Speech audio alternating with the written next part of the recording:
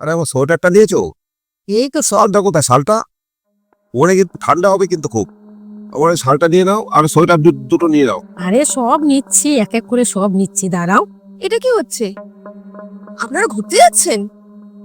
বুড়ো বয়সে এখন ঢং দেখাচ্ছেন? ঢং নয় বা, সারা জীবন খেটেছি তো, এখন রিটায়ার লাইফ, তাই ভাবছি তোমার শাশুড়ি মাকে নিয়ে একটু ঘুরে আসি। আর তার খরচ? কার পকেট থেকে যাবে সেই টাকা? নিশ্চয়ই আবার আপনাদের ছেলের উপরে চাপ সৃষ্টি করবেন। না না মা, ছেলে থেকে নিতে যাব কেন? তোমার শ্বশুরের কাছে জমানো টাকা আছে, সেটা থেকেই যাচ্ছি। নিজের টাকা মানে? ওই টাকাতে আমাদেরও অধিকার আছে। অমিতের ভবিষ্যৎ, আমাদের ছেলেপুলেদের কথা ভাববেন না? নাকি বুড়ো বয়সে সব টাকা ফুর্তি করে উড়িয়ে দেবেন? নন্দিনী, তোমার সাহস কি করে বাবা মার সাথে এরকম ভাবে কথা বলার? আর তুমি কিছু না বুঝে না শুনেই তুমি উল্টাপাল্টা কথা বলে যাচ্ছ তাদের। আমার থেকে টাকা চাইবে কেন তারা? বাবার টাকা জমানো রয়েছে, আর বাবা সারা জীবন ঘাম জড়িয়েছেন, পরিশ্রম করেছেন। উনি ওনার টাকাতে যাচ্ছেন, তাতেও তোমার অসুবিধা? হ্যাঁ, তোমার তো বাবা মার প্রতি টান বেশি। তুমি তো আমাদের ভবিষ্যতের কথা ভাবোই না, আর ভাববেই বা কেন?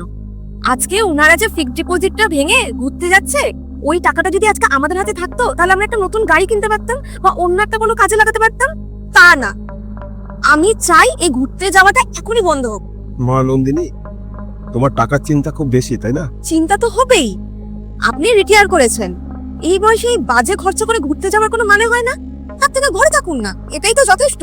যথেষ্ট নয় মা, সারা জীবন এই ছাদের নিচে চার দেওয়ালের মধ্যে কেটে গেল।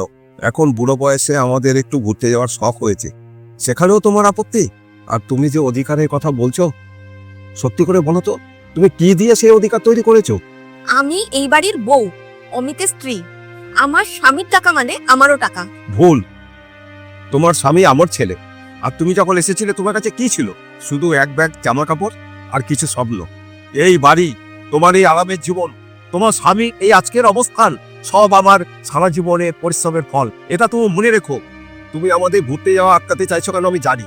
তুমি ভাবছো যে আমি তোমার স্বামীর কাছ থেকে টাকা চাইবো, কিন্তু তুমি জানো না এখনো আমি তোমার স্বামীর চাইতে বেশি ট্যাক্স দিই। আর একটা কথা কি জানো, তোমার স্বামী এক মাসে যা বেতন পায়, আমি তার চাইতে বেশি সুদ পাই।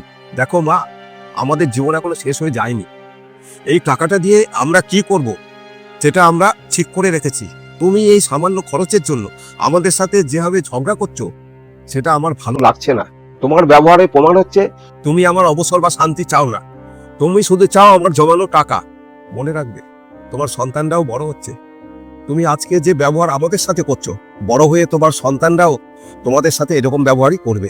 মা, প্রকৃতি তার হিসাবটা ঠিক বুঝে নেয়, আর আমরা ঘুরতে যাব।